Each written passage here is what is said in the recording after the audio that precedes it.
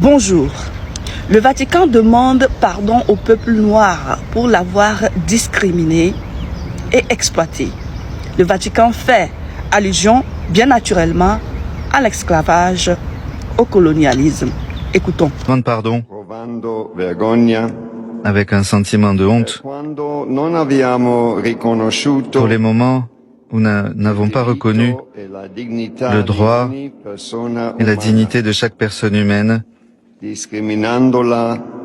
en la discriminant et en l'exploitant.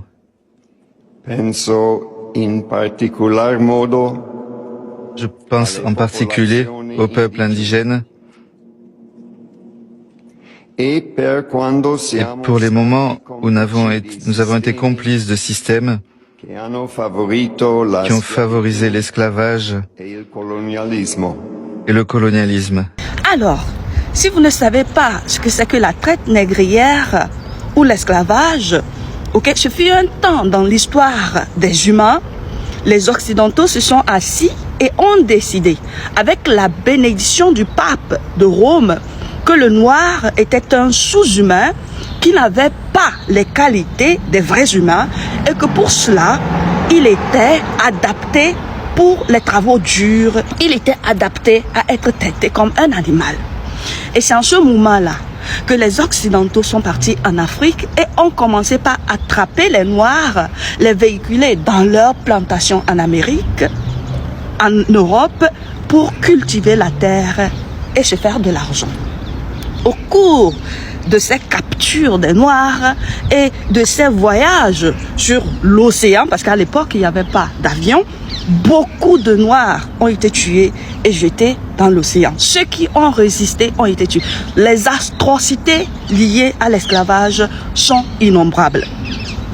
Au final, ils ont comptabilisé qu'un total de 3,5 millions de Noirs ont été capturés de l'Afrique vers l'Occident.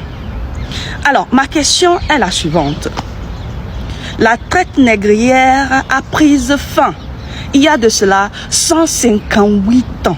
Pourquoi c'est au jour d'aujourd'hui que le Vatican décide qu'il est temps de présenter ses excuses au peuple noir?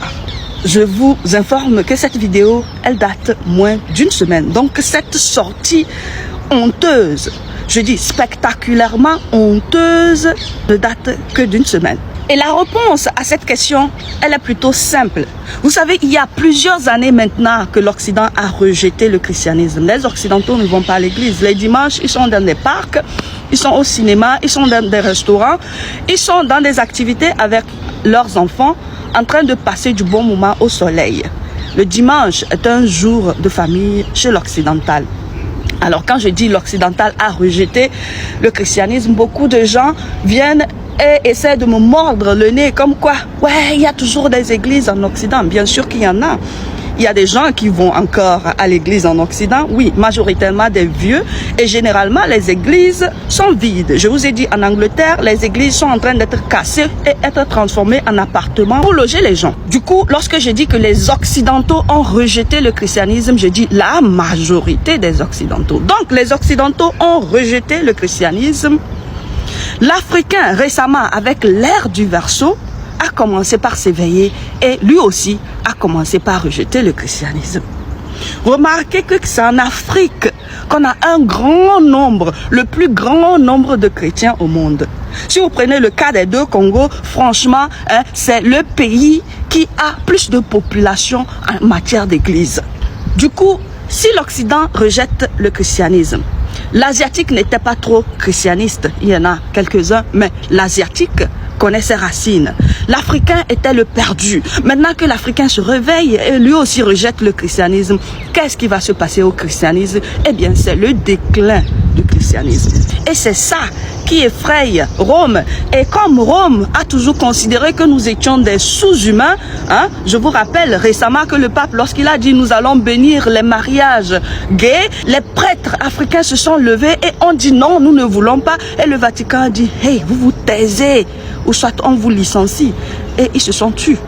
Autrement dit, l'Africain ne comprend pas qu'il n'a pas de place dans des choses créées par l'occidental. Du coup, plus que Rome nous a toujours considérés comme des sous-humains jusqu'à présent, ils se sont dit, ah, sortons un spectacle présenté à ces moutons, un semblant d'excuse pour les atrocités qu'on a commises contre eux. Et comme cela, on va pouvoir sauver l'Église. Observez comment ces demandes d'excuses nous ont été présentées en termes patronisants, manquant de respect à notre quotient intellectuel.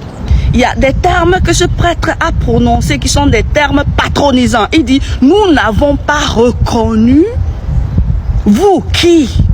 Est-ce que le peuple noir a besoin que quelqu'un s'assoie quelque part et décide de reconnaître sa valeur avant qu'il n'ait une valeur? Ça, c'est un manque de politesse. Et ça a toujours été le cas lorsqu'il s'agit du noir. Alors, j'appelle à votre intelligence, j'appelle à votre quotient intellectuel que ces gens-là ne nous manipulent pas. De toutes les façons, ils savent qu'ils ne peuvent plus nous manipuler parce que nous sommes en train de nous éveiller. Vive l'éveil! Vive nos ancêtres. Passez une très belle journée ensoleillée de lundi. Allez, ciao!